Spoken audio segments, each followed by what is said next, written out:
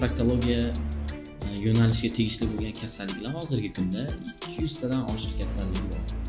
Shu katta aholini 75% da gemoroy uchrashi statistikasi bor. Lekin bularni tibbiy xizmatga muhtoj qismi taxminan 10%. 1000 tadan 100 tacha bemor, 120 tacha bemor tibbiy xizmatga muhtoj bo'ladi. Asosiy sabablari nimadan iborat? Ilmiy jihatdan hali oxirigacha yetilmagan. Ko'pchilik o'ylaydi, og'ir narsa ko'tarishdan, lekin hamma og'ir ko'taradiganlarda hammasida bo'lmaydi. Birinchi navbatda irsiy omil. Hozirgi kunda ayniqsa topga chiqayotgan sabab hojatxonada uzoq o'tirish. Bundan tashqari ayollarimizda ko'p murojaat qiladigan qismi bor. Bular homiladorlik va tug'ruq. Ich qotishi yuqorida sanagan kasalliklarimizni hammasini tagida bo'lishi mumkin. Hammasini asosi shundan boshlanishi mumkin. Ichakni haddan tashqari yo'g'on ichakni uzunligi o'ziga yo'g'on ichakni o'zini kengayib ketishini megakolon. Ichakni uzunligi asosan tug'ma. Nima uchun bu sohani tanlaganligingizni aytib o'tsangiz? Bu mutaxassis tanlashimda eng asosiy sabab ustozim bo'ladilar. Shu magistraturada umumiy xirurgiya yo'nalishi bo'yicha o'qishga kirgan paytimizda operatsiya jarayonini tomosha qilishga kirmoqchi bo'lib turgan joyimizda assistentlikka olib kirganlar bizani ham. Va shunda assistent bo'lib kirish o'zi katta narsa hisoblangan bizlar. Va operatsiya davomida ustozimiz operatsiyani ketma-ketligida fikrimizni ham so'raganlarda, fikrimizni so'ragan. Shunda yana ham qiziqish kuchaygan. Chunki kim ustoz bo'lib turib ham bizani fikrimizni inobatga olar ekanda, eshitar ekanda bizani ham deb o'ylab, ustozingiz ham aytib o'tib ketsangiz bo'ladi albatta. Ustozimiz Rustamov Abdusamad Eshmuradovich o'sha hozirgi kunda professor, Milliy tibbiyot markazida proktologiya bo'limini ilmiy rahbari hisoblanadi. O'sha proktologiya sohasining legendalaridan bittasi O'zbekistonda. Eng cho'qqisi desam. Cho'qqisi. Ya'ni har bitta sohani maestrosi bo'ladi. Ustozlari u kishi proktologiya sohasini O'zbekistondagi eng o'sha oliy toifadagi mutaxassis hisoblanar ekanlar. Shuni insonni shogirdlar bilan gaplashayotganimizdan xursandmiz. Sog' salomat bo'ling. Endi soha tushunarli, ya'ni siz ustozingizni turtkalar bilan proktologiya sohasini tanlagan ekansiz. Odamlarga proktologni birinchi momentdan, ya'ni suhbatimizni ilk qismidanoq tushuntirib ketaylik. Proktolog nima bilan shug'ullanadi? Proktolog bu o'zi qisqartma.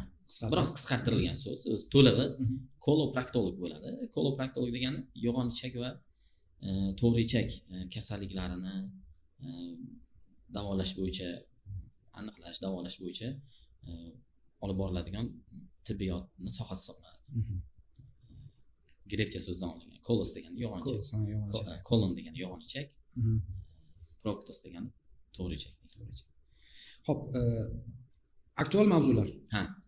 Koloproktologiya yo'nalishiga tegishli bo'lgan kasalliklar hozirgi kunda 200 tadan oshiq kasallik bor. Koloproktologiya yo'nalishida.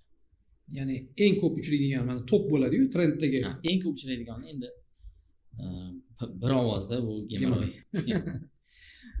Gemoroy qanchalik ko'p uchraydi? O'zi odatda tibbiy yordamga muhtoj bo'lgan gemoroy bilan murojaat qiladigan bemorlar soni ko'p o'zi. Xalq orasida taxminan hattoki 60-70% Butunjahon Sog'liqni saqlash tashkilotini statistikasiga asoslanadigan bo'lsak, hatto 75% aholida, katta aholida yosh katta aholini 75% da gemoroy uchrashi statistikasi bor. Lekin bularni tibbiy xizmatga muhtoj qismi taxminan 10%. 1000 tadan 100 tacha bemor, 120 tacha bemor tibbiy xizmatga muhtoj bo'ladi. Gemoroy bo'yicha. Gemoroy asosiy sabablari nimadan iborat? Bizning kuzatuvchilarimizga bu eng muhim narsa, eng qiziq narsa. Nimaga mana shunaqa narsa? Birovga ayta olmaydi bu mavzuni. Birov bilan o'rtoqlasha olmaydi. Gemoroyni endi birinchi belgisi, belgisi emas, sabablari. Sabablari. Aniq bir sababi ilmiy jihatdan hali oxirigacha yetilmagan. Nimadan bunaqa bo'ladi? Masalan, ko'pchilik o'ylaydi, masalan, og'ir narsa ko'tarishdan, lekin hamma og'ir ko'taradiganlarda hammasida bo'lmaydi. bir necha faktorlar bor bu gemorroy kelib chiqishiga sabab bo'ladigan. Birinchi navbatda irsiy omil.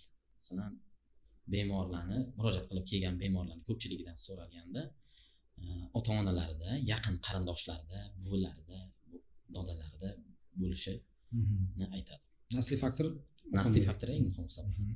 Undan keyin mana zararli odatlar, ayrim hozirgi kunda ayniqsa topga chiqayotgan sabab hojatxonada uzoq o'tirish.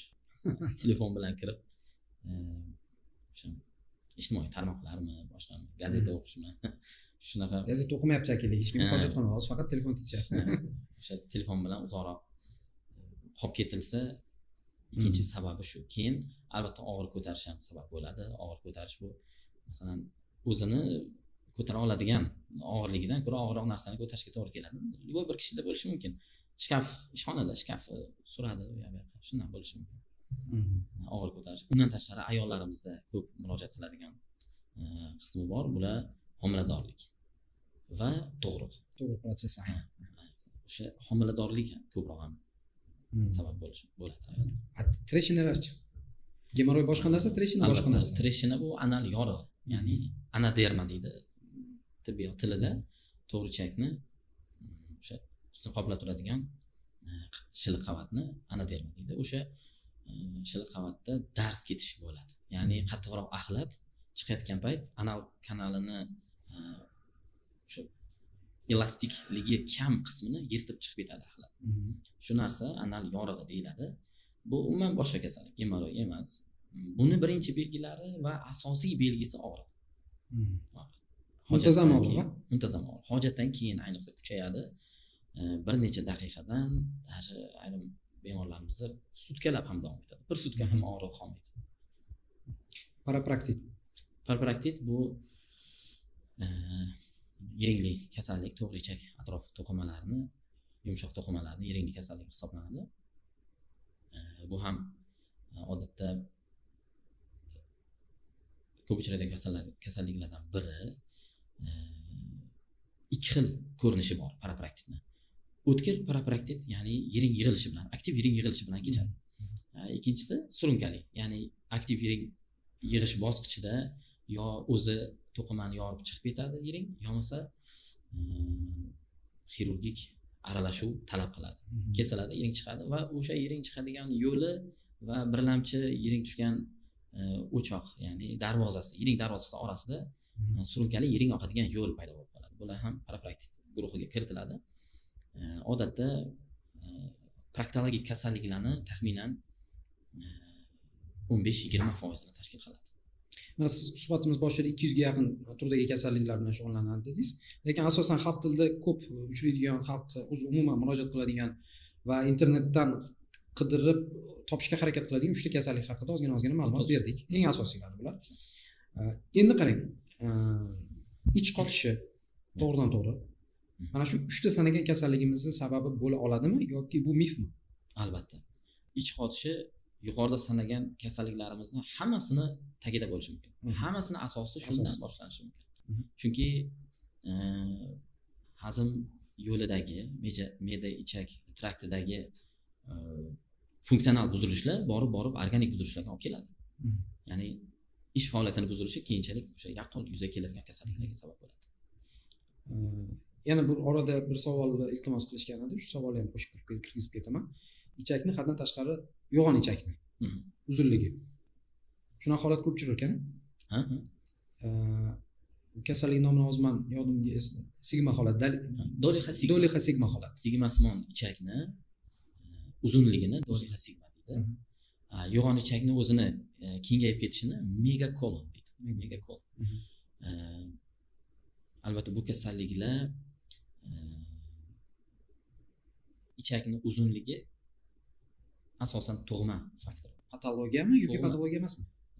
Qachonki ichak ichida ichakning uzunligi sababli axlatni evakuatsiyasi, ya'ni axlatni ichak ichidan o'tishiga ta'sir qilsa tezligiga. Masalan, kimlarnidir ichagi uzun, umrining oxirigacha bilmaydi.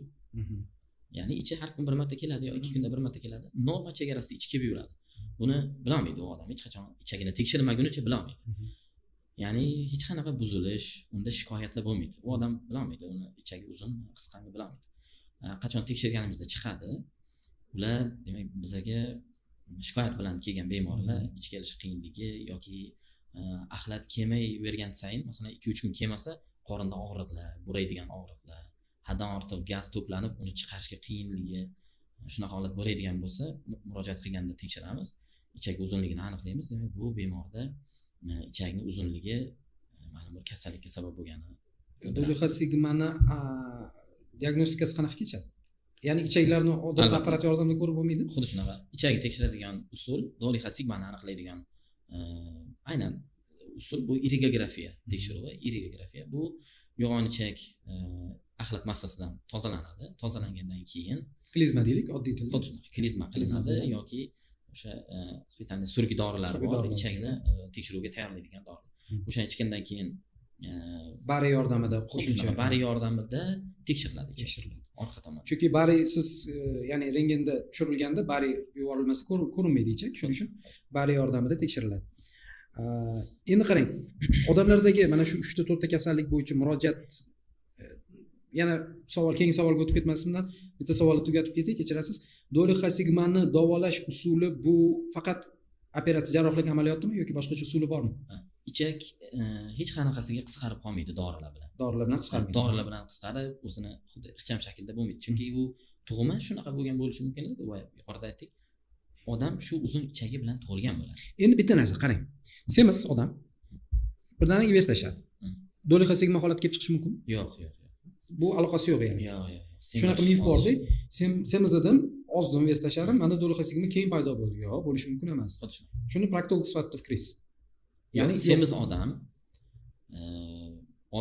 semizligini sababi ichak hisobiga semirmaydi, yog' hisobiga va tanasidagi masalan jismoniy harakat qilib semiradigan odam bo'lsa, unda tanasidagi muskul massasi yoki yog' massasi hisobiga kattalashadi odam. Ichak massasi hisobiga emas. Shunaqa. Demak, davolash usuli, yagona usuli bu operatsiya. Yo'q, har doim ham operatsiyaga yuborilmaydi.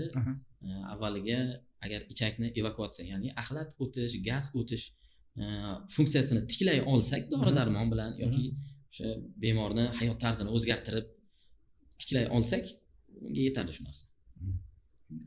Demak, jiddiy xavf ham deb bo'lmaydi, lekin bee'tiboran qoldirib bo'lmaydi. Chunki ayrim holatlarda ichak buralib qolish xavfi bor. Uzun ichak buralib qolish xavfi bor. Bu juda yomon oqibatga olib keladi. Proktologga borishdan odamlarning eng katta qo'rquvi nima deb o'ylaysiz? Mana stomatolog va proktolog shu ikkita soha vakillariga deyarli odamlar murojaat qilishga qo'rqadi. Nima uchun? Birinchi navbatda deb o'ylayman, bu og'riq bo'lsa kerak, buni ko'riklar deydi odam.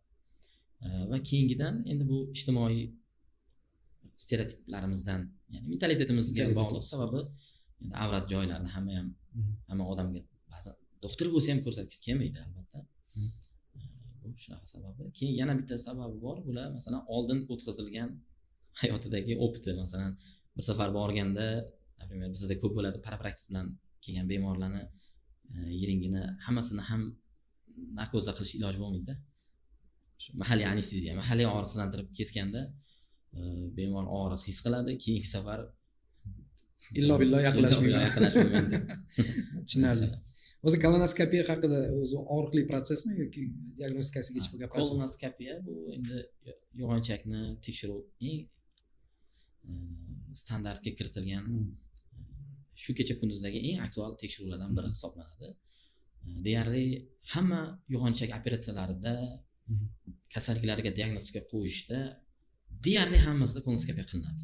Deyarli hammasi. Endi bitta og'ir holatlar, masalan qarshi ko'rsatmalar bo'lmaydigan, qarshi ko'rsatmalar bo'ladigan holatlarda qilinmaydi, lekin deyarli hamma kasallikni aniqlashda rejali qanaqadir operatsiyalar rejalashtiradigan bo'lsak, albatta qilinadi. Kolonoskopiya tekshiruvi hozirgi kunda og'riqli emas. Sababi birinchidan unaqa bemorni holdan stomatolog chaqirsangiz, hozirgi kunda biz amaliyotlarimiz deyarli og'riqsiz. Hozir men tushuntirib beraman og'riqsizligini. Tushuntirib beraman. Sababi kolonoskopiya tekshiruvi hozirgi kunda og'riqsizlantirish, ya'ni sedatsiya, umumiy og'riqsizlantirish bilan kechadi. Ya'ni bemor hattoki bu tekshiruvga tayyorgarlik bosqichi ham boya aytdim, ichiladigan dorilar bilan ichakni tozalash, yuvish. yuvib keladi. Oldingiga o'xshagan masalan 5-10 martalab qayta klizma, bemorning qornida diskomfortlar bo'lmaydi hozir. O'sha ichiladigan dorisi bor, ichib axlatni bo'shatadi va kolonoskopiya tomir ichiga uxlatadigan dori yuborib tekshiriladi. U og'riqsiz bo'ladi. Taxminan 5-10 daqiqa vaqt ketadi. Keyingi diskomfortchi. Undan keyin albatta biroz gazlar bo'lishi mumkin. Endi ayni payt gazlarni so'rab oladigan preparatlar beramiz. Kolonoskopiya tekshiruvidan keyin. Bemor diskomfortini kamaytiradi. Unaqa uzoq muddat qorni og'rib yurmaydi. Unaqa bo'lmaydi. 10 yil, 20 yil, 30 yil oldingi davolash usullariga nisbatan proktologiyada ham allaqachon yangicha zamonaviy usullar qo'llaniladi. Shunaqa? Xuddi. Endi davolash bo'yicha savollarga o'tamiz. Gemoroyni 1-chi, 2-chi, 3-chi va 4-chi bosqichlarini farqlari nimadan iborat va davolash usullari qanday bo'ladi bular? 1-chi, 2-chi darajasida odatda bemorlar murojaat qilishmaydi. Bilishmaydimi yoki murojaat qilishmaydimi? Endi bilishadi-yu, lekin murojaat qilishmaydi. Sababi unaqa qattiq bezovta qilmaydi. Onda sonda qon izlarini, masalan, axlatda yoki qog'ozda artganda axlatda qon izlarini sezishi mumkin. Unaqa og'riqlar bo'lmaydi, boshqa bo'lmaydi. Shu sababdan bemor murojaat qilmaydi 1-chi, 2-chi darajasida. Bitta holat bor, u holatda murojaat qilishadi. Qachon masalan harbiy tibbiy ko'rik bo'lgan paytda o'sha prizivniklarni xizmatga chaqirilganlarda topiladigan bo'lsa, ularni o'sha gemoroyni olmaguncha harbiy xizmatga qo'yilmaydi, yaroqsiz hisoblanadi. O'shanaqa paytda ularni murojaat qilishadi shunaqa holatda. Odatda mana shu kecha kunduzda 3-chi, 4-chi daraja gemoroylar bilan faqat shikoyat qilishadi. Endi oddiy tilda tushuntirib bering. Odamlar televizor oldida ko'rib o'tirgan, mana YouTube'da bizni kuzatayotgan gemoroy bor odam nechinchi bosqichligini bilib olishi oson bo'lsin, o'zida kechayotgan prosessi. 1-chi bosqich qanaqa, 2-chi bosqich qanaqa, 3ta qanday va 4ta qanday? Va shunga qarab turib zudlik bilan proktolog qabuliga borsin. Ya'ni manfaatli bo'lsin bu odamlar uchun demoqchiman. Yuqorida sanab o'tdik, 1-chi, 2-chi darajasida yengil o'sha qog'ozda yoki axlat bilan bir tomchi yoki surilgan qon izlarini bilishi mumkin va qichish, achishish hissi bo'ladimi? Albatta, qichish bo'lishi mumkin. Endi qichish ko'proq boshqa kasallikka tegishli, lekin bunda ham bo'ladi qichish albatta. Demak, 1-chi bosqichda yengil qon ketishini sezadi.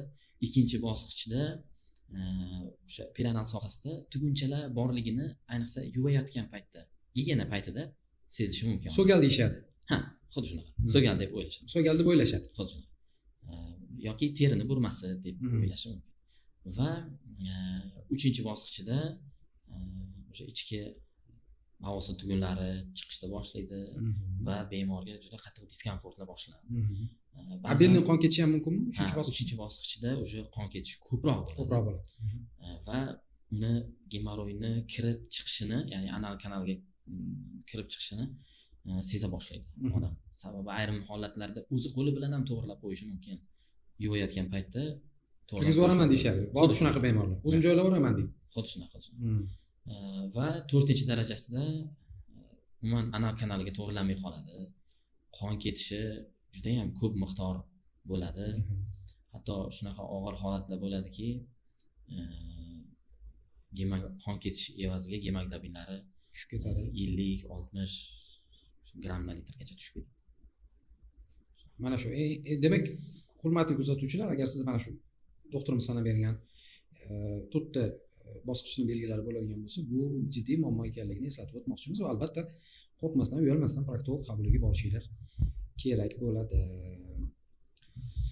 Zamonaviy tibbiyot jarrohsiz usullar yordamida ham 1-chi, 2-chi bosqichda yordam berishi mumkinmi? Dorilar. Ayniqsa hozir mana qayoqqa qaramasangiz gemoroyi svechalar, turli xil dori vositalari reklamasi ketyapti. Nima deb o'ylaysiz doktor sifatida? Gemoroyga svechalar foyda beradimi yoki yo'q? Gemoroyni hajmi, ya'ni razmeri kattalashishiga kamdan kam narsa, yo'q, hech narsa yordam bermaydi desam bo'ladi. Sababi uni razmerini hech narsa kichraytirib qo'ya olmaydi. Lekin 1-chi, 2-chi darajalaridagi bemordagi bezovtalik nima? Masalan, qon ketishi bo'ladigan bo'lsa, biz o'sha maxsus svechalar, shamchalar yordamida qon ketishini to'xtatish mumkin. Yallig'lanib og'rib keladigan bemorlar bo'lsa, yallig'lanishini, og'riqni qoldira oladi. Albatta, svechalarni, ya'ni ishlatiladigan shamchalarning ham foydasi bor. Masalan, umuman uni ishlatmanglar deyish xato. Uni ishlatsa bo'ladi.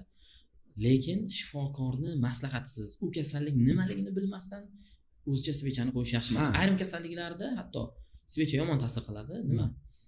Masalan, yiringlagan bemor, yuqorida gaplashdik, parapraktit, yiringlagan bemorda svecha qo'yish to'g'ri, u to'g'ridan to'g'ri yiringni ko'paytirmaydi, lekin bu yiring edi-ku, yiringni chiqarib olish kerak.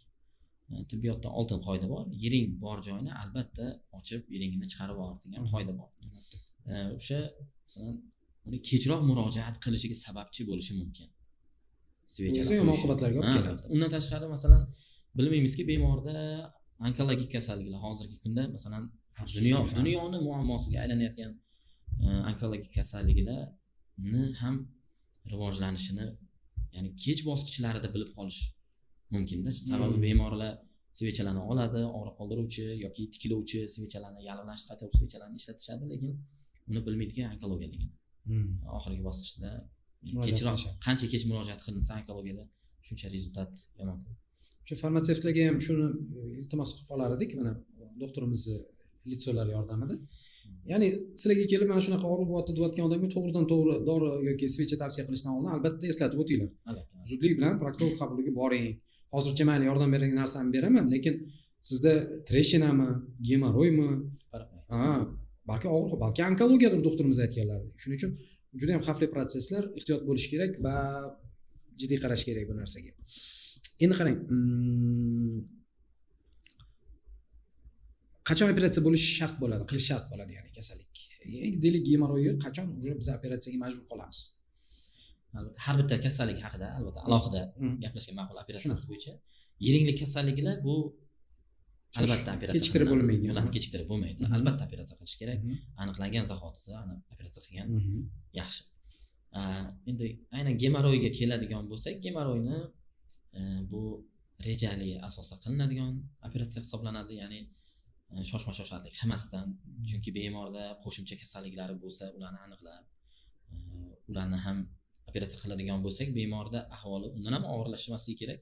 Sababi bemorda maqsadimiz bemorga yordam berish. Masalan, bitta qaysidir kasalligini bor kasalligi bemorning o'zi ham xabari bor va u odatda yurak kasalliklarini olaylik. Masalan, yurak kasalliklari bilan keladigan bemorlarni gemoroyi ham bo'ladigan bo'lsa, unda avval yurakdagi muammolarni hal qilib, kardiolog yoki terapevt tomonidan operatsiya qilishga ruxsat bergandan keyin qilishimiz mumkin. Demak, baribir borib jarrohlik amaliyotgacha olib borib qo'yishi mumkin. Shunaqa? Gemoroy baribir oxiri jarrohlikgacha amaliyotgacha olib borish mumkin. Mumkinmi yoki olib boradimi? Har doim emas. Mana birinchi bosqichda deylik, qon kelishi boshladi, haligini siz aytganingizdek. Bir katta sog'lom turmush tarziga va masalan shifokorga uchrashgan bo'lsa, shifokor tushuntiradi. Nima hayotida qilib yurgan ishi bu gemoroyni kuchaytirishi mumkin. Shu sabablarni oldini olsa, odatda bemorlar boshqa murojaat qilishmaydi. Shuni to'ldirib ketaylik. Sal gemoroy mavzusi tor bo'lib qoldi. Katta mavzu o'zi asli. Har bitta sohamiz hozir biz tanlagan 3 ta kasallik bo'yicha biz katta bitta alohida ko'rsatuv qilishimiz mumkin. Tashqi gemoroy va ichki gemoroy mavzusi. Aytib o'tib ketaylik shu haqida. Nimasi bilan farqlaymiz bularni va odamlarga tushunarli tilda tushuntirib bering, doktor. Odatda tashqi gemoroy bilan ichki gemoroy bu gemoroyni joylashma anal kanali, ya'ni boyaga aytdik, anaderma deb terminni tilga oldik. O'sha anal kanalining ichkarisida ichki gemoroy joylashadi, perianal sohada, tashqarida, terida tashqi gemoroy joylashadi. Boya sanagan 4 ta bosqichimiz asosan o'sha ichki gemoroyga tegishli bo'ladi. Tashqi gemoroy bu eng ko'p kuzatiladigan bitta asorati bilan mashhur tromboz degan asorati bor. Toki o'sha tromboz bo'lmasa, bemorlar tashqi gemoroyim bor deb o'ylamaydi. Yuqorida aytdik, anal atrofida teri burmalarini ko'payib qolganini sezishi mumkin odam. Lekin o'sha tromboz asorati yuzaga kelganda o'sha bemorlar biladi işte tashqi gemoroylik. Bular ikkalasidan alohida holatda ham rivojlanadi, birga ham rivojlanadi. Alohida holatda bo'ladigan bo'lsa, yuqorida sanadik qon ketish asoratlari asosan ichki gemoroyga tegishli, og'riq bilan kechish, tromboz bilan kechish tashqi gemoroyga tegishli. Demak, tashqi gemoroy va ichki gemoroy ikkalasi ham alohida ham uchraydi, birga ham uchrashi mumkin. Qaysi soha vakillari ko'proq sizlarga murojaat qiladi? Kam harakatli, o'tirib ishlaydigan odamlar va og'ir mehnat bilan shug'ullanadiganlar, keyin ayollar ko'proq. Xalq tabobati va internet usullari, ya'ni internetdan odamlar samarali chenish uchun o'rgangan narsalar, gemoroyni uy sharoitida profilaktik qilish, davolash haqida xalq tabobati juda ko'p usullar haqida gapirishadi. Isbotlangan usullar, eskilik sarqitlari bor ularning ichida. Ya'ni meditsinaga umuman to'g'ri kelmaydigan va mantiqqa to'g'ri kelmaydigan gaplar bor. Bular haqida ko'p eshitasizlar sizlar. Qanchalik xavfli insonlarning hayoti uchun, aynan gemoroy bilan og'riyotgan odamlar uchun?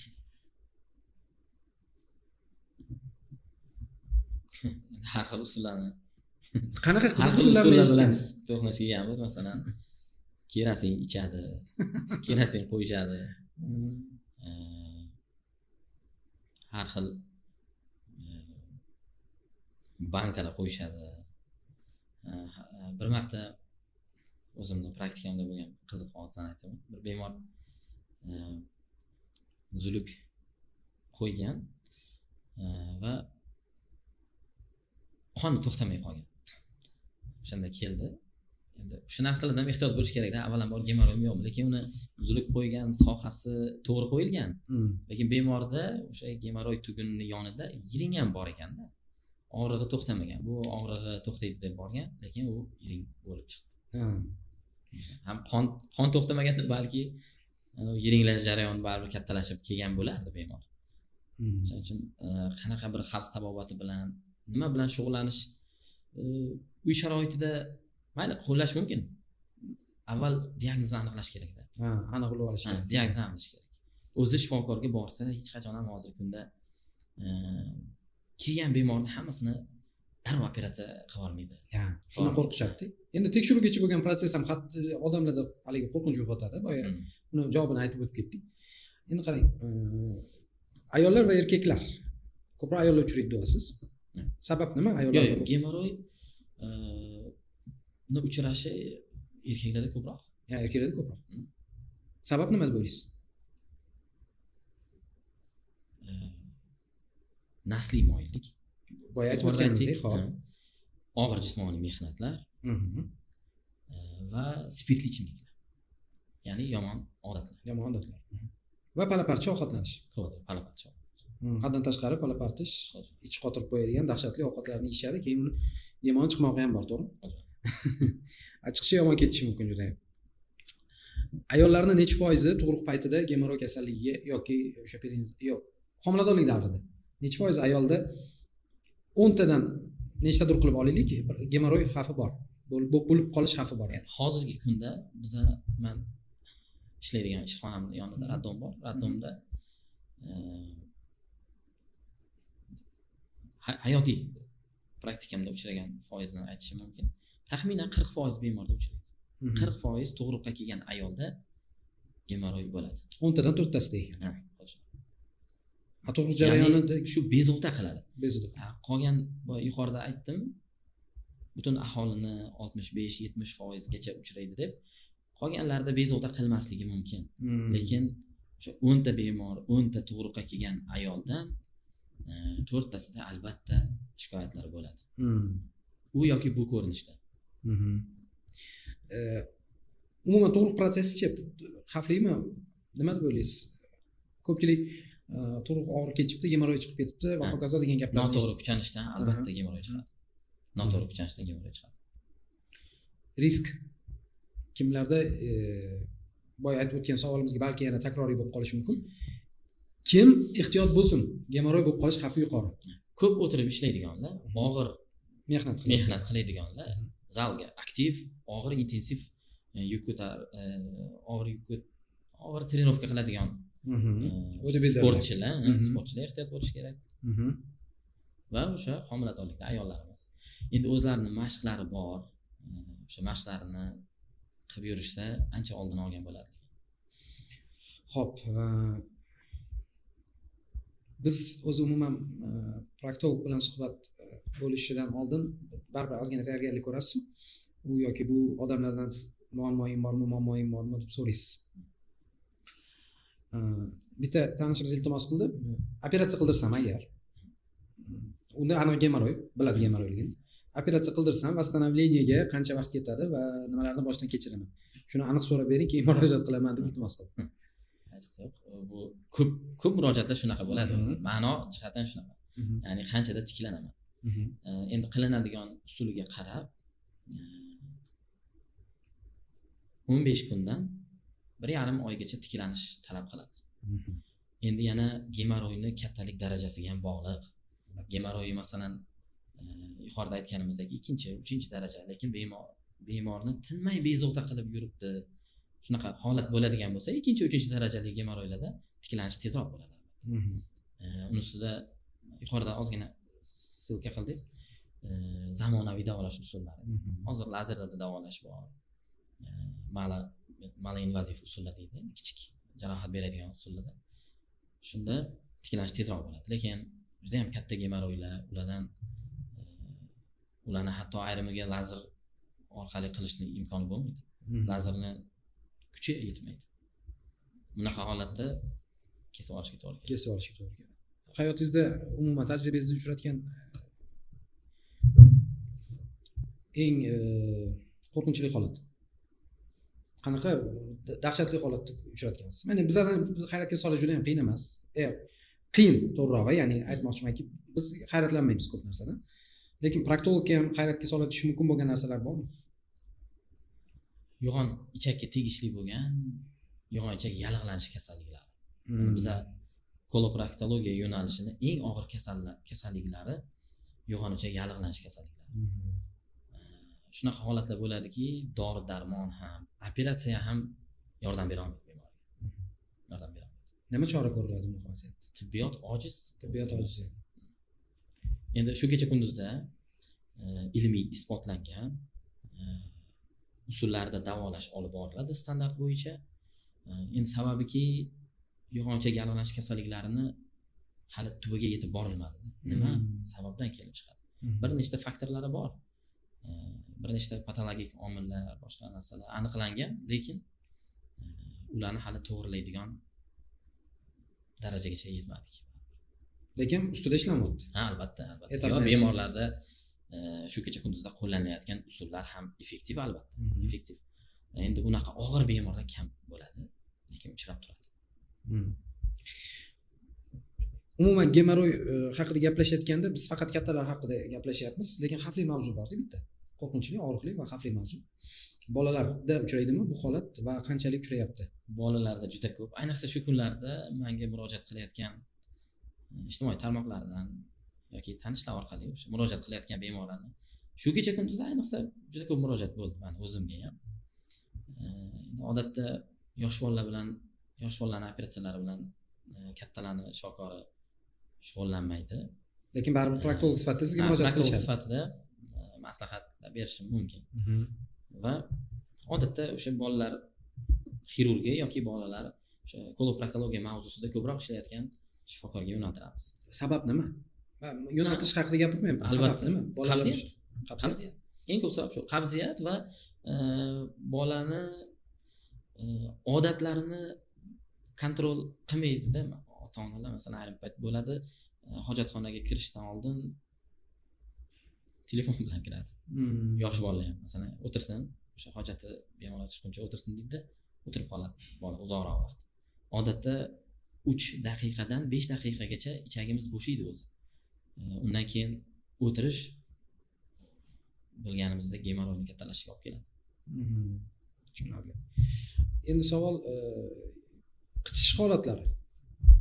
Anal teshigi atrofida, anal sohasida, anal teshigi atrofida qichishlar bular ham juda ko'p uchraydigan holat. Eng ko'p bolalarda uchraydi, kattalarda ham uchraydi albatta, lekin bolalar bilan solishtirganda Nisbatan murojaat miqdori bolalarda ko'proq, chunki bolalarda o'sha gelment invaziyasidan bo'ladi perianal sohasida, buni bilamiz. Kattalarda uchraydigan holat bu ko'proq neyrodermit degan kasallik. Neyrodermit bilan bog'liq bo'ladi. Zamburug'li protsesslar ham bo'lishi mumkin. Albatta, zamburug'li protsesslar ham bo'ladi. Bularda proktolog qabuliga borsinmi? Albatta, proktolog va teri dermatolog shifokorlari hamkorligida davolanadi. Endi o'zi umuman hozir shu kecha kunduzda bor mavzularning ichida mana dermatologiya sohasi bo'yicha kelib tushadigan savollarda bizga kelib tushadigan savollarda ko'pincha shu mavzu ko'tarilyapti. Qichishish bor, og'riq bor, qon bor, nima qiling. Buni qarasangiz proktologiyaga tegishli savolga ham o'xshaydi, bir tomondan qarasangiz dermatolog savoliga ham. Shuning uchun birgalikda davolagan. Shuning uchun birgalikda davolanish kerak va bu keng qamrovli juda ham mavzu va albatta ikkita mutaxassisni nazorati ostida davolanadigan holat. Nimalarni bolalarga tushuntirib katta qilishimiz kerak shunaqa muammolarga uchrab qolmasligi uchun. Deylik, ota-onaning ikkalasida ham gemoroy bor. Nasliy deb aytyapsiz boya, irsiy omillar nihoyatda yuqori faktorga ega va bolasida bu holat bo'lmasligi uchun bolalarga yoshligidan nimani uqtirishimiz kerak hozirgi hojatxona odobidan tashqari? Nasliy faktor uqtiramizmi, uqtirmaymizmi takrorlanadi. Takrorlanadi albatta. Shunaqa. Lekin yuqorida sanab o'tgan gemoroy kelib chiqishiga olib keladigan xavf omillarini maksimal darajada oldini olish kerak. O'sha xavfga olib boradigan, ya'ni gemoroy kelib chiqishi xavfiga olib boradigan hamma odatlarni yo'qotishga urinish kerak albatta. Hojatxonada uzoq o'tirmasin, kuchanib o'tirmasin, qabziyat bo'lmasin. Yetarli darajada suv ichish kerak. Juda bilasizmi, proktologiyaning shunaqangi nozik savollari bor. Bizni ko'rsatuvimizni nimalariga to'g'ri kelmaydi, ya'ni bizni ramkasiga to'g'ri kelmaydi. Lekin berish mumkin bo'lgan savollar bor. Bu savollar yuzasidan yana bu kishini o'zlarini ma'lumotlarini berib qo'yamiz. O'zlarining kanallari ham bor, adashmasam. Kanallari bor va doktorga agar shaxsan savollaringiz bo'lsa, ayniqsa o'sha bizni ramkamizga sig'magan savollar bo'ladigan bo'lsa, hozir miyada aylanayapti, lekin afsuski bu savollarni bera olmayman, chunki biz efirlarimizga, bizni imijimizga to'g'ri kelmagan savollar. Lekin asli uyat savollar emas bular. Berish kerak, bu savollarni doktordan bilib olish kerak va to'g'ridan-to'g'ri doktorimiz o'zlariga murojaat qilaverasizlar bu masalada. Endi gemoroy bo'ldi deylik. Boshdan kechirdi.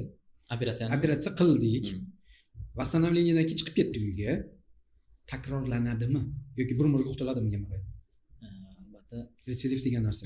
Albatta, retsidiv bu narsalar hammasi inobatga olinadi. Sababi biz faqat O'zbekiston sharoitida emas, o'sha mustaqil davlatlar ham do'stligi, MDH davlatlari, Yevropa davlatlari va jahon sog'liqni saqlash statistikalarini inobatga olgan holda retsidivlar uchrab turadi. Lekin oldingi o'sha qanaqa uchragan bo'lsa, qanaqa azobda uchragan bo'lsa, xuddi o'sha darajada bo'lmaydi albatta. Retsidiv darajasi operatsiyani qilinish usuliga bog'liq holatda 5% dan hatto 15-20% gacha ham bo'ladi. Kimlar retsidivga uchrash xavfi yuqori bo'ladi? Kimlarda? Berilgan tavsiyalarga amal qilmagan bemorlar. Yana o'sha o'troq hayot tarzi, noto'g'ri ovqatlanish va hokazolarga. Qabziyat. Necha yildan keyin yana qayta bezovta qilish mumkin? Gemoroy olib tashladi. Qancha vaqtdan keyin yana qayta bezovta qilish mumkin? Yo, bu boya aytganingizdek faqat o'ziga bog'liq. Albatta o'ziga bog'liq. Mutlaqo bezovta qilmasligi ham? Mutlaqo bezovta qilmasligi ham. Aytdiki 90 agar bir qilingan usulimiz bir bemorga ishlasa, endi shu qilingan usulning effektivligi 95%, 98% gacha boradi. Ya'ni deyarli 100 tadan 5 ta bemor qaytalandi deganda, 95 tasi qaytalanmaydi. Qaytalanmaydi. Va bu doktor aybi emas. Ba'zan shunaqa holatlar bo'ladimi? Sizni o'zingiz aybdor qilgan holatlar. Ya'ni 2 yil oldin kelganida operatsiya qilgansiz, 2 yildan keyin yana qaytib kelyapti, yana bezovta qilyapti. Demak, o'shanda yaxshi operatsiya qilmagan ekansiz. Endi odatda bor bo'ladi-ku odamlarda, ya'ni tibbiy savodxonligi yo'q odamlarda. Endi bir operatsiya qilinadigan bo'lsa, hozirgacha kunduzda qilinayotgan operatsiyalar qaytalanishini ham oldini olishni taraddudini qilinadi albatta operatsiya vaqtida. Lekin albatta takrorlanish ham uchrab turadi. Boya aytganingizdek, masalan 2 yilda uchrashi ko'proq, lekin o'sha qolib ketgan gemoroydan bo'lishi mumkin. 10 yilda qaytalansa, endi unda bemorning aybi bo'ladi. Svechalar haqida gaplashdik boya. Qaysi davlat nomini aytmaymiz. chunki reklama to'g'ridan-to'g'ri kerak emas bizga. Qaysi davlat mana shu aynan foydali, ya'ni gemoroy uchun yaxshi sifatli svechalar ishlab chiqaradi. Odamlar uchun bu shunchaki nima bo'lsin, shpargalka bo'lsin. Yevropa standarti asosida qilingan svechalar yaxshi effektiv hisoblanadi. O'zingiz ham shularni tavsiya qilasiz, ya'ni Yevropa texnologiyasi asosida. Erkaklar va ayollarni proktologi yoki bo'lmasam umumiy holat, ayollarimiz qo'rqadigan mavzu bora olmayman, erkaklarimiz qo'rqadigan mavzu bora olmayman. Albatta, hozirgi kunda ayol proktologlarimiz ham yetarlimi? Yetarlicha. Chunki doim qo'rqib kelishgan shu mavzudan. Albatta, hozir ayniqsa yuqorida sanadik ijtimoiy tarmoqda, ijtimoiy stereotip. Ijtimoiy stereotip. Mentalitetimiz. Shu narsani talab qilganligi uchun oxirgi 5 yilda ayniqsa ayol proktologlarimizni ko'zga ko'rinib qoldi. Sababi ehtiyoj bor ekanda. Zo'r ayol proktologlar bor. Zo'r ayol proktologlarimiz bor. Bu shunaqangi sohaki, aslida o'zi yaqin 10 yil ichida yana ham mutaxassislar ko'paygan sohalardan bittasi yaqin 10 yilda. Chunki oldin sanoqli proktologlar bo'lardi, hozir bemalol hamma sohani o'zida yetarlicha mutaxassis. Ayol ustoz proktologlarimiz bor albatta, lekin yuqorida aytganimdek oxirgi 5 yilda yana ham ko'ziga tushdi. Ya'ni shu mavzu ko'p ko'tarilganini evaziga. Eng ko'p uchraydigan miflar, noto'g'ri gaplar, mana ko'rasiz-ku internetda undan odamlarning gaplarini eshitasiz. Siz proktolog ekanligingizni bilmasdan turib oldingizda sayrab qo'yishadi har xil gaplarni. Miflar mavzusida gaplashaylik. Umuman gemoroy va soha kulgili va mif bu haqiqat emas o'zi asli, lekin odamlarning ichida yuribdi bu mavzular. Qaysi mavzular? Kulgiga sabab bo'ladi. Mana internetda unda gemoroyga oid ayrim bir mavzular bo'ladi. U haqiqatga yaqin emas. Shunaqa mavzularni eshitganmiz. Misol keltirsangizmi? Ot sporti bilan shug'ullangan odam umuman gemoroy bo'lmaydi. Tushundim. O'zi mana shu velosiped va ot sporti juda muammoli mavzu hisoblanadi. Shuning uchun aytyapman. Muammoli hisoblanadi. Ya'ni ot mingan odam kabi gemoroy bilan og'rimaydi degan gap yo'q. Unaqa gap yo'q, lekin bu bekor. O'sha mif shuni deb so'raman. Xuddi shunaqa. Yo'q, bu gap noto'g'ri, lekin chunki ot sporti bilan shug'ullanadimi yo o'sha velo trenajyorlarda velik haydash bilan shug'ullanadimi, bu hech qanaqa gemoroyni oldini olmaydi. Mana kulgi maqsadga gapingizni bo'ldim, kechirasiz. Kulgi maqsadgan joy yaqinda o'sha ot sportini reklama qiladigan bir kanalda ko'rib qoldim-da reklamasini, doktor. Erkak kishida prostata va gemoroy bo'lmasligi uchun ot sporti bilan shug'ullanish kerak. Endi mayli, ular jalb qilish maqsadida qilyapti bu narsani. Doktor fikrlarini eslatib o'tib ketmoqchimiz shu o'rinda. Prostatit. Endi prostatit mavzusi mani mavzuyim emas, lekin o'sha gemoroy va prostatitlarni kelib chiqishidagi sababni ot sporti bartaraf qilib bera olmaydi. Bu sababni aytib o'tishimiz kerak. Shunaqa narsalarni yana eshitganmiz. Mana kerosin ichish yoki kerosin qo'yish. Shu narsa gemoroyni yod zelenka surib yurish. Albatta, yodku kuydirib ham yuboradi. Bo'ladi shunaqa narsalar praktikada holat. Zuluk qo'yish ham yo'qotmaydi lekin gemoroyni o'sha. Bu ham mif. Bu ham mif. Endi o'zi aslida meditsinada bilasizlar, shunaqangi askiyalar bor, anal sohasidan topilgan yod jismlar va hokazolar mavzusidagi. Bu ham nozik mavzu. Yod jismlar uchrab turadi. Bir necha marta o'zimiz ham to'qnash kelganmiz, olganmiz yod jismlarni.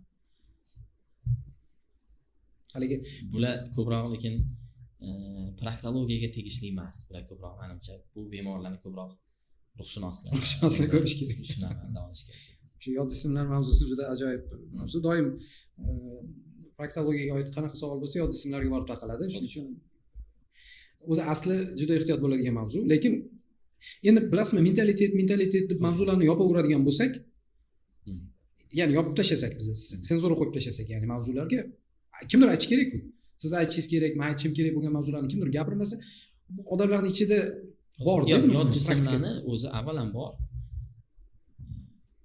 qo'ymasligini bizagacha bo'lgan etap hal qilish kerak. Hal qilish kerak. Qo'ydimi, demak? Endi qo'ygandan keyin iloji olish faqat proktologlarniki yoki ba'zi hollarda juda chuqurgacha kirib ketsa, unda qorindan ham olishga qorin to'g'ri keladi. orqali Tushunarli. Unaqa paytda albatta yo xirurgga yo proktologga murojaat qilinadi. ozg'inlik va semizlik mavzusi, semizlarda ko'proq uchraydimi gemoroy yoki ozg'inlarda ko'proq uchraydi yoki aralashmi, nima deb o'ylaysiz? Endi qaysi biri gemoroy semiz odammi, ozg'in odammi farqi yo'q.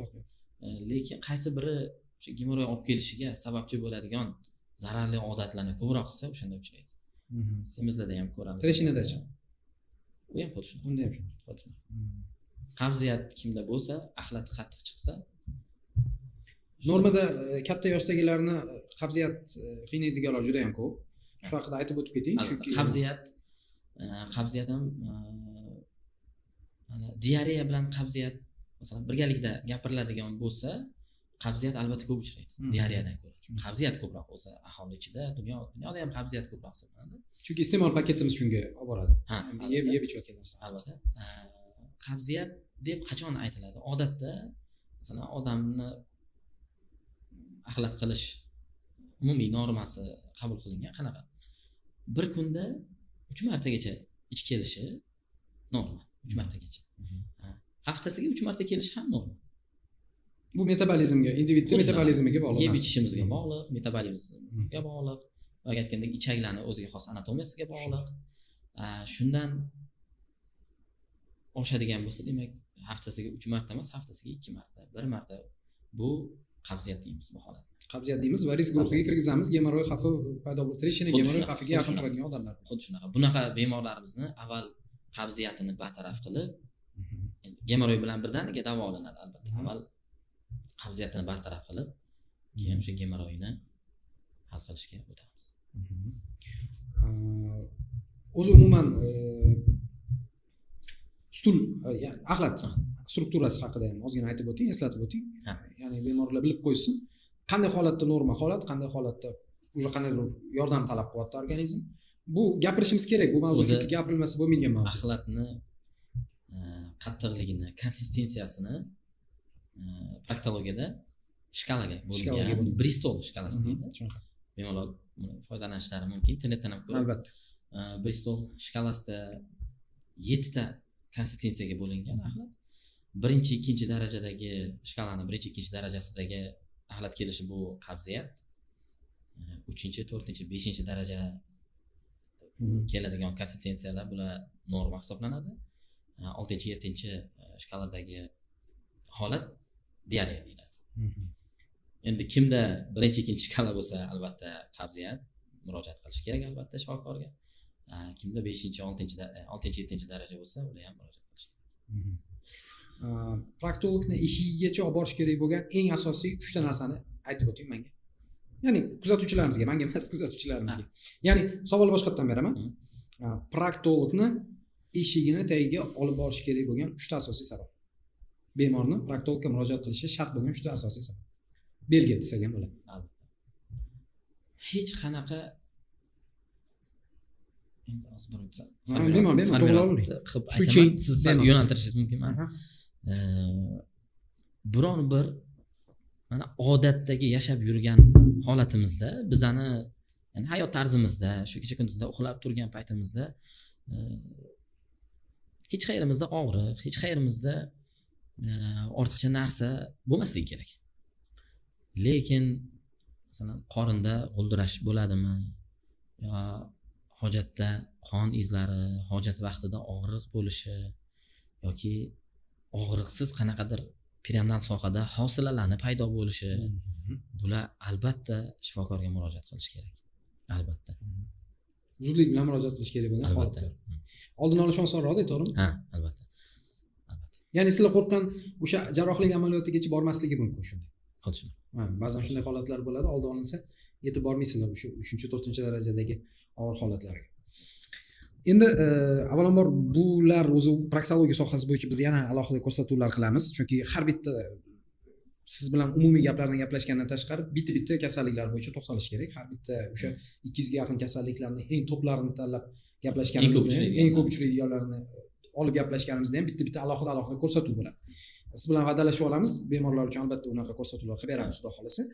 Endi bu yerda asosiy savollarni berib bo'ldim va bir ikkita umumiy savollar bor. Sizga tegishli bo'lgan savollar. Birinchisi, oq-xalat mavzusi. Qanchalik oq-xalatga dog' tushirmasdan kelyapsiz shu paytgacha? 10 yil bo'libdi. Deyarli 10 yil bo'libdi. Har bir odam qiladigan ishini vijdonan yondashsa, o'ylaymanki, o'zini kiygan formasiga shu dog' tushirmaydi. Har doim o'zini manfaatidan bemorning manfaatini ustun qo'yish kerak. Bu birinchi savol edi. Ikkinchi savol. Dushmanlaringiz demaylik, doktor dushmani bo'lmaydi. Dushman. Yomon ko'rgan odamlaringiz bo'ladi-ku odamda baribir. Endi doktor faqat aytmayman, men hech kimni yomon ko'rmayman, bunaqa gap. Keling, shunaqa gaplarni qo'yib, bunaqa narsada. Sizni o'zbek tilida, o'zbek lug'atida ishlaydigan jinni suymaydigan odam bo'ladi. Shunaqa odamlarni davolashga majbur qolgan paytingiz bo'lganmi va shaxsiy adovatni chetga surgan paytlaringiz? Yo'q, albatta, hamma bemor har xil psixologik holatda keladi. Tajang bo'lib qoladi, masalan, bir joyi og'rigan. Ayniqsa sizlarning mavzuyingizda. Ayniqsa bizning mavzumizda nozik mavzu, hammaga ayta olmaydi, yillab qiynalgan bemor keladi va bor negativini masalan doktorga sochadi. Endi u paytda albatta shaxsiy adovat bo'lmaydi, chunki to'g'ri shu xarakteri o'zini bosa olmay qolgan bemorning xarakteri bizga tushmasligi mumkin, albatta. Uchrab turadi bunaqa holat. Lekin hammasini davolaymiz. Sababiki endi bemorning psixologik holatini doktor endi qabul qilmasa u ham yaxshi emas. Lekin doktorning o'zini ham albatta o'ziga yarasha sabr emas-ku. Doktorning shaxsiyatiga tegib qo'yishmasa bo'ldi xolos. Asosiysi shu. Albatta, masalan, baqirchaq shaxsiyat chegaralari, ramkalarini buzmaslik xuddi shunaqa. Chunki doktor ham xuddi o'sha xalqning ichidan chiqqan, biz ham oddiy odamni bolalarimiz, biz ham odammiz. O'shanga masalan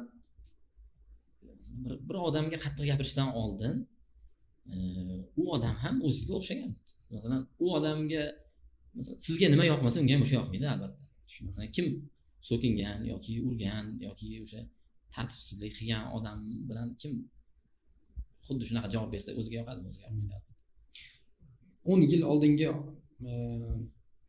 meditsina personaliga nisbatan, ya'ni shifokorlarga deylik, 10 yil oldingi munosabat va hozirgi munosabat o'zgarganmi odamlarda? Ha, albatta o'zgargan. Albatta o'zgargan.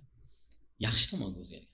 Ya'ni Yevropada havas qiladigan darajalarimiz bor-da. Ha, albatta. Masalan, ijtimoiy tarmoqlardan juda ko'p kuzatdik. Doktorni masalan bir oylab navbatda turishim kerak ekan, 10 kun navbatda turishim kerak ekan, uxlamasdan navbatga yozilishim kerak, bu yoq degan narsalar bor. Endi bizda hozircha unaqa turna-qator navbatlar bor-u, lekin unaqacha bu darajada oylab navbatda turishmaydi. Lekin ayniqsa COVID-19 juda biroz sortirovka qildi desa bo'ladi. Shu holat ta'sir qildi. Sababi shifokorlarning haqqoniy yetishmovchiligi bilindi-da. Shifokorning kimligini ko'rsatdi, aslida kimligi. O'lim soni oshdi, kasallanish oshdi. O'sha sababdan ham yana doktorlarga bo'lgan menimcha munosabat yaxshilandi. Keyingi savolim, hammani o'zini ideallari bo'ladi. To'g'ri? Har bir sohaning o'zini ideallari bor. Proktologiya sohasida kimga o'xshash orzu qilarsiz yoki bo'lmasam qaysidir mashhur vrach sizni idealiz bo'la oladi? Yo'q, proktologiyani qo'ying, mayli. Umuman meditsina olamidagi kimlar siz uchun legenda? Hech kimga o'xshash qolamayman demay faqat. Yo'q, unaqa emas. Chunki hammaning harakati albatta o'sha o'zidan yuqorida turgan ustozlari tomonidan bo'ladi, albatta. Bu juda ham muhim. Endi yuqorida sababchi bo'lgan ustozimni aytdim. Undan keyin hayotda hatto bitta harf o'rgatgan odam ham ustoz degan naqlga amal qiladigan bo'lsak, endi bu bitta harf emas, albatta. Har bir ustozlarim ko'p, albatta. Har bir ustozdan bir muhim narsani o'rganganmanki, hammalariga minnatdorman avvalambor ularga. Lekin tibbiyotni o'sha yuqori nuqtasi bizda hozirgi kunda masalan ilmiy ish qilish, kashfiyot qilish bo'ladigan bo'lsa, shu kashfiyot qilgan yoki o'zidan bir ma'lum ilmni, operatsiya usulini, davolash usulini kashf qilgan hamma olimdaka bo'lish hozir kerak. Albatta. Meni ham shu orzuyim, endi nima deydi? Havas emas, nima deydi? Maqsad deyman. Mana Sechenevni misol uchun men butun hayotini o'qiganman-da. O'xshagingiz keladi. Ya'ni legendalar-da bular endi. Endi biz Ibn Sino haqida gapiramiz, mayli, tibbiyot, meditsinani otasi, gap so'z bo'lishi mumkin emas, lekin baribir o'zingizni personajingiz bo'ladi-yu, qiziqqan personajingiz. Shu haqida aytmoqchiman. Tushunarli. Mayli. Gap aylantiramiz, boshqa joyga o'tamiz. Bitta nozik savolimiz bor, qarang. Yaqinlaringizni davolashga to'g'ri kelgan vaziyat bo'lganmi va ojiz qolgan holatlaringiz? Bu savolim an'anaviy savol. Men hamma kelgan doktorlarga beraman bu savolni. Shuning uchun xafa bo'lmang bu savolimdan. Endi yaqinlarimizni qaysi yaqinimiz hammalari birinchi bo'lib bizani eslashadi. Kasal bo'lishsa albatta. Hammalariga qo'ldan kelgancha yordam beraman. Ojiz qolgan paytingiz bo'lganmi? Xudo ko'rsatmasin. Albatta. Meni sohamga tegishli bo'lmasa ojiz bo'laman. Mana pulmonolog vrachimiz o'sha kuni suhbatlashdik, u kishi aytibdilar, hozir otam kasalxonada pnevmoniya bilan yotibdi. Davolashga ojiz turibman deyaptilar. Endi ularni aynan sohalari bo'yicha ekanda. Aynan sohalar. Endi meni hammani profilaktika qilib qo'yganman, hammaga to'g'ri o'rgatib qo'yganman yashash tarzini. Endi ularni albatta har zamonda kontrol qilib turasiz. Hozircha alhamdulillah hozircha yo'nchak muammolar, kasal bo'lishmas. Yo'q. Ular uzoq bo'lsin. Endi qarang. Farzandlaringiz bor-a? Ha. Nechta farzandingiz bor? 3 ta farzandingiz. Proktologiyani tanlasa qarshi bo'lmaysizmi? Yo'q, qarshi bo'lmayman. Tanlayman desa, qarshi bo'lmayman albatta. Meditsinaga qiziqishadimi ular? Ha, qiziqishim bor. Siz yo'lingizdan ketishi mumkin. Ketishi mumkin. Lekin majburlamayman. Majburlamaysiz. Yana bitta oxirgi savolim. Imенно proktologiyani, aynan proktologiya sohasini tanlaganingizdan afsuslanmagansiz? Bir kun bir xillarda bo'lib ketadi, bilasizmi? Bekor ham tanlamadim. Nimaga ham tanlamash sohani? Ayniqsa terapevtlarda ko'pchilik muammo. Endi ularni haqiqatan ta'sir doirasi kengligi uchun hamma bemor murojaat qiladi. Bizga endi ko'proq xirurgik muammolar. O'zi aslida men xirurgiya yo'nalishini tugatganman. Xirurgiyadan keyin koloproktologiya mutaxassisligi bo'yicha yana alohida O'zbekistondagi hozir bizning davlatimizdagi tartib shunaqa. Xirurgiyadan, onkologiyadan yoki o'sha tibbiyotning ma'lum bir xirurgiyaga oid yo'nalishlaridan proktologiyaga o'tsa bo'ladi. Proktologiyani tanlaganman. Afsusda emasman. Hammasi yaxshi. Bugun kecha kunduzdagi ish faoliyatingiz haqida ikki og'iz aytib o'tsangiz. Qayerdan siz topsiz? Baribir ertaga bizni tomoshabinlarimiz ko'rishadi. Bilasiz, yopiq mavzu, siz Telegramdan qidirgingiz keladi. Baribir doktorimizni kontaktlarini qoldiramiz va nimalar bilan sizga murojaat qilishlari mumkin.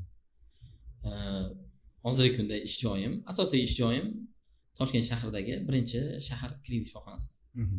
Klinik shifoxonasi. Demak, jarrohlik amaliyotlari, undan tashqari yana bir nechta xususiy klinikalarda ham faoliyat olib boraman. Ustozimni o'zlarini oldilarida, keyin o'rtog'im bor ular bilan.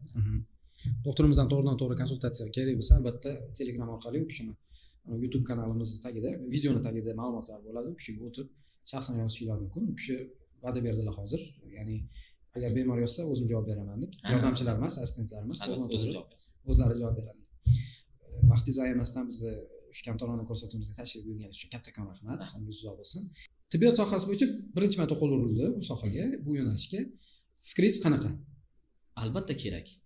Sababi mana dunyo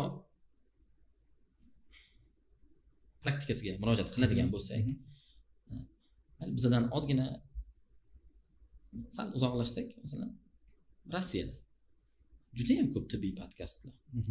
Yevropada ham shunaqa ko'p, lekin odatda ular ham xuddi bizga o'xshagan ommabop tilda gaplashiladi. Ya'ni xalq tilida gaplashiladi. Nimadir murojaat bo'lsa, bu turkiy bo'lsin, shifokorga murojaat qilish, ya'ni shu podkastdan lecheniya olaman degan xulosa bo'lmasligi kerak. Ko'paygani yaxshi, albatta. Albatta ko'paygani yaxshi. Sababi tibbiy podkastlarning ko'pligi aholini tibbiy savodxonligini ham oshiradi. Albatta. oshiramiz. Biz zotan maqsadimiz shu. Ko'rsatuvimiz nomidan kichkinagina bir esdalik sovg'asi topshiramiz. Bu sizni ish jarayoningizda kerak bo'ladigan umiddaman. Mana buni olib kamtarona sovg'a o'zi asli. Ish faoliyatingizda ozgina bo'lsa ham sizga yordam bersa va bizni eslatib tursa, biz xursand bo'lamiz. Sog' salomat bo'ling. Sog' bo'ling. Iloyim o'zi asli odamlarning ishi sizga tushmasin. Lekin agar muammo bo'ladigan bo'lsa, yetuk mutaxassislarimiz bor, doimo murojaat qilishinglar. Tashrifingiz uchun kattakon rahmat. Qimmatli vaqtingizni ayirmasdan bizga ishonch bildirib, studiyamizga tashrif buyurganingiz uchun. Keyingi ko'rsatuvlarda ham, xudo xolasa, tor doiradagi savollar bo'yicha yana uchrashamiz, ko'rishimizga umid qilaman.